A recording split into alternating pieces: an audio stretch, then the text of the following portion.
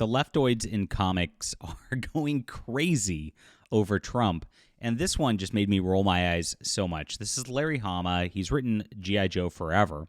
He's actually complained about how the industry has made it so he can't even retire. He's a victim of leftist corporate culture and being stuck in this. And yet at the same time, he doesn't realize that like it needs to change. And these policies regarding immigration, regarding tariffs and the like need to change in order for USA artists to survive. I mean, it's really crazy on this level. But here we go. He now has canceled a Comic-Con convention because he's afraid he won't be allowed back in the USA. Oh, cry me a river. These people make up stuff in their heads, and it's so obnoxious all the time. And that's what you do. You virtue signal this, and you keep getting jobs in mainstream comics. And that's why they don't tell good stories anymore. Larry Hama, did some great stuff back in the day, but he's gone deranged. And this is why he keeps his job, I guess, with the GI Joe stuff at SKybound. It's really, really sad to watch. Hit the like and subscribe button as we talk about all things in comics, my friends. We're going to drill into this in just a moment. I'm creating a new alternative, my friends. This is my newsletter right here. And you can sign up. And in the description below, you get 3 free books. It's a $50 value for absolutely nothing. And I try to stay in contact with all of you because I'm making a lot of great graphic novels. There's 9 in development right now, and I don't want to lose you guys because those are going to be coming out in rapid succession, and we're building something different with a lot of great artists, a lot of great talent, and a new vision for storytelling that really brings things back to the way that Larry Hama used to tell stories. It used to be about fun action. It didn't used to be about identity politics and all this stuff. Now, he claims he's not involved in politics, but he has. He's always been recently just absolutely out of his mind on this stuff and going crazy on Donald Trump and Republicans and, of course, half the country is what they always do. Now, if you don't agree with my politics, it's fine. You're going to love my books anyway, and that's what's great. And that's the difference between me and the comic book industry who tells you, if you don't like it, don't read it. I try to cater towards real comic book fans, and I'm glad you found me. So I do have an online store if you want to support right now. I've got all my books and comics on here. I've got some merch. I make it easy for you. And yes, I would recommend starting out with Overmind or Deus Vult are usually the most popular ones to start out with. And like I said, we've got the best stuff yet to come. Honestly, great stuff, guys. Thank you for being here. It's in the description below, and thank you. Sign up for that newsletter. Don't miss it. All right. So the comic industry is filled with hyperventilating left-wing activists, and though Larry Hama has done great work in the past on books like GI Joe and Wolverine, he's now taken to Facebook to declare he's not coming to a Canada-based convention out of fear of being Asian, not being able to return to the company. Oh, no. Or the country, sorry. Over the last decade, these people have been nuts. You've seen stuff with Mark Waid, with Heather Antos. Everybody who's high up in the industry at this point is part of a leftist whisper network, and they know it. And even people like Scott Snyder are a part of it. They're forced to put in diversity into stuff. That's why you've got Absolute Batman having a black Barbara Gordon, which makes no sense whatsoever. And they don't care if it makes sense or not. They're going to put it in, and you're going to like it, bigot.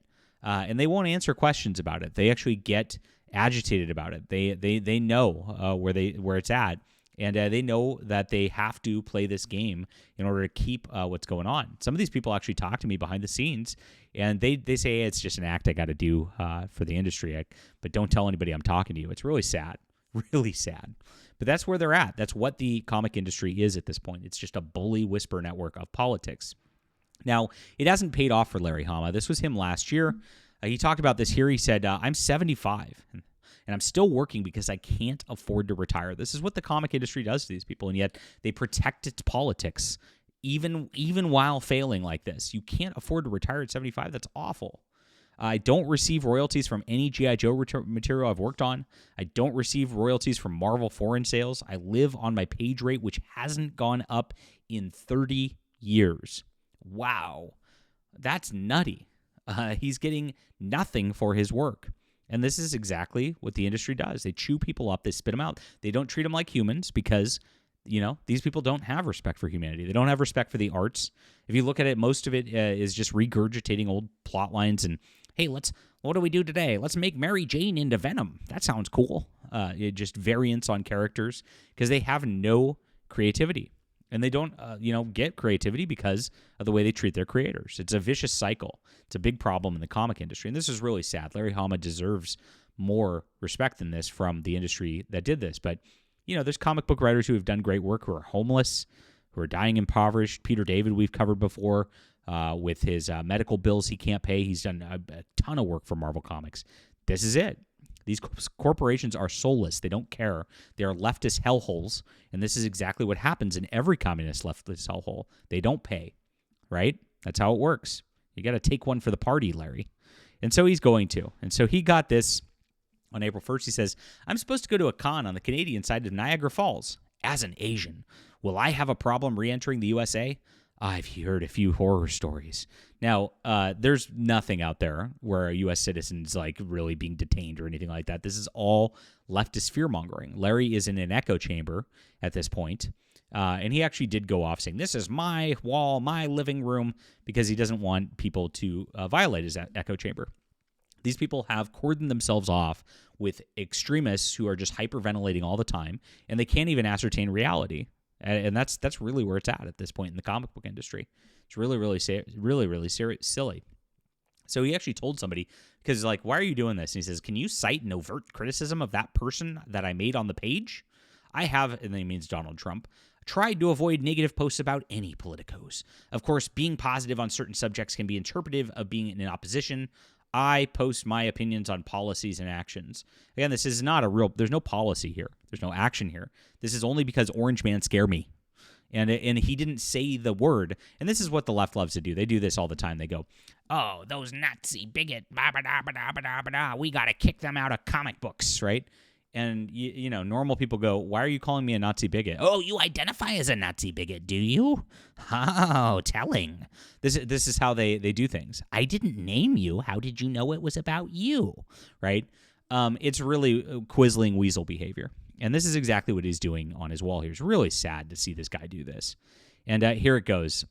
I have yet to have a person of color tell me that I will be fine. Oh, harrowing. Please clap, everybody. Oh my gosh. This is so cringy again. Like, this is not happening. Like, if anything, like, people of color are just prioritized in our culture, and white people are kind of downtrodden in our culture. It kind of is where we're at right now. It's really sad. And it's been decades of this. And nobody is talking about this stuff. It's not happening. It's all in his head. And look at this. I'm also suspecting that all the white guys telling me it's perfectly safe to go are on the same side of the aisle, and it ain't the one I'm in. Now, this is interesting. Like, I thought you said you weren't talking about politicos and stuff like that. Oh, all you white guys on the same side of the aisle. Yeah, you see how it is. These people are racist, right? Yeah, look at this. He automatically categorizes white guys as a certain thing. That's called stereotyping, right? And this is what he's doing. And so he's racist against white people. That's the real truth. And all these people are. In the entire industry, in the entertainment industry as a whole, this is what's happening all the way around. It's really just sick to watch. These people are sick in the head.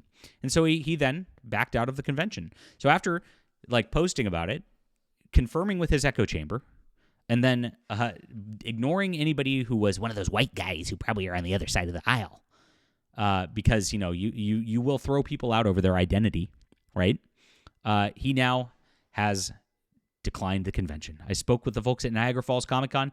They've been very gracious and understanding, accepting my cancellation. Oh, please clap.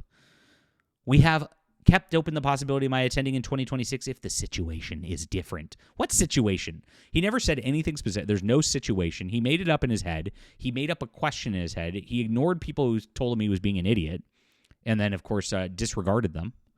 Unbelievable. I've had an overwhelming number of my actual friends and colleagues advise me against crossing the border, and 3 of them are lawyers. My apologies to those who have been considering attending to meet me. So when I see this kind of thing, I go, okay, so like people don't get stopped just because they like are Asian or part Asian or whatever. If they're a U.S. citizen, you got a passport or whatever. So what did Larry Hama do that he's going to get stopped? That's my question mark. What's happening here? Because obviously there's something else at play. Otherwise, you wouldn't panic this hard, right? And that's my question to you. What do you think Larry Hama actually did that has him panicked like this? That is, not just his race. Because, where there's smoke, there's fire sometimes. Interesting stuff. Crazy. These people are nuts, and they're only going to get worse as this goes along. And that's why we are forming our alternative comic book industry, my friends. Please sign up for the newsletter. Don't lose me. I love having you guys around. I love the comic book reading customers. You guys are the best. And let's build something new. Check out my books. It's in the description below. Get on that newsletter. Hit the like and subscribe button. We'll be back soon.